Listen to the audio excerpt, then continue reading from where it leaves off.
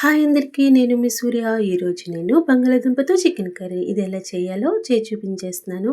చూసి ట్రై చేయండి, చాలా బాగుంటుంది. ముందుగా స్టవ్ వెలిగించుకుని ముగ్గురు పెట్టుకుని 2 గరిటెల ఆయిల్ వేసుకున్నాక 5-6 పచ్చిమిర్చిని ఇలా పొడవుగా కట్ చేసుకోండి.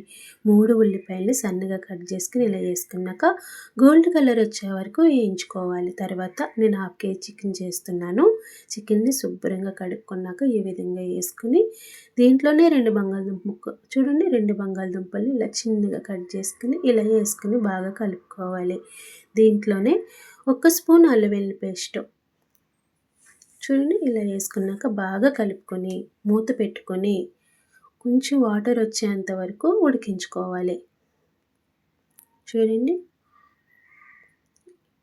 ఇలా వాటర్ వచ్చినాక 2 స్పూన్ల కారం, రుచికి సరిపడా సాల్ట్, 1 స్పూన్ పసుపు, 1 స్పూన్ ధనియాల పౌడర్, 1 స్పూన్ మసాలా పౌడర్ అంటే చికెన్ మసాలా పౌడర్ ఇవన్నీ వేసుకున్నాక బాగా కలుపుకోవాలి. కలుపుకున్న తర్వాత మూత పెట్టుకుని వాటర్ బయటకు వచ్చేంత వరకు సిమ్లో పెట్టుకుని ఉడికించుకోవాలి.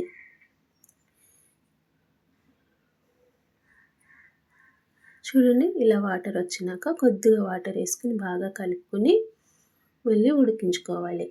ఎక్కువ వాటర్ అవసరం లేదు, కొద్దిగా వేసుకుంటే సరిపోతుంది.